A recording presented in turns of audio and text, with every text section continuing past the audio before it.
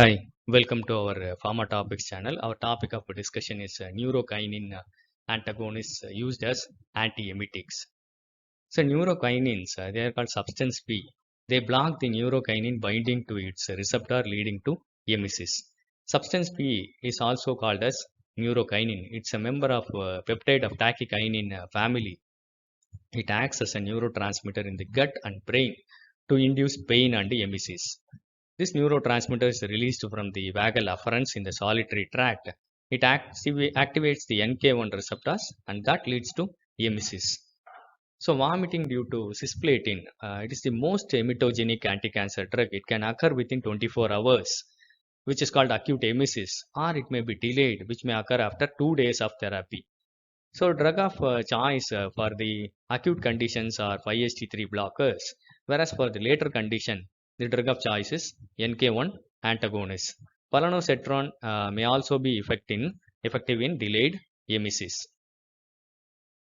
Aprepitant is a highly selective NK1 receptor antagonist, orally active, and it can enter the brain. Fosaprepitant is an intravenous prodrug of aprepitant.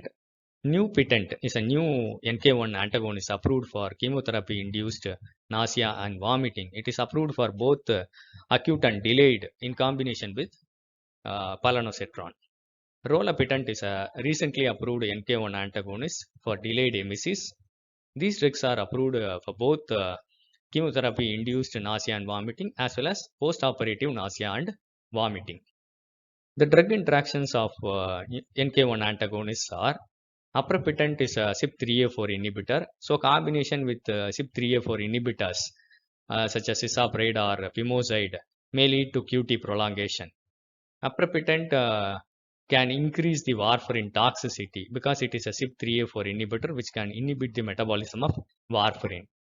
Rolapitant is a CYP2D6 inhibitor. When it is combined with thioridazine or pimozide, it can increase the toxicity of thioridazine or pimozide and it can cause QT prolongation.